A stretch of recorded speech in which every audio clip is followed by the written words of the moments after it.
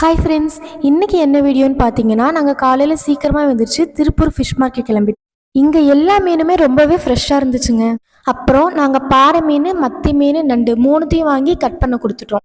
மீன் clean பண்ணுற அண்ணா ரொம்பவுமே நீட்டாக க்ளீன் பண்ணி தந்தாங்க.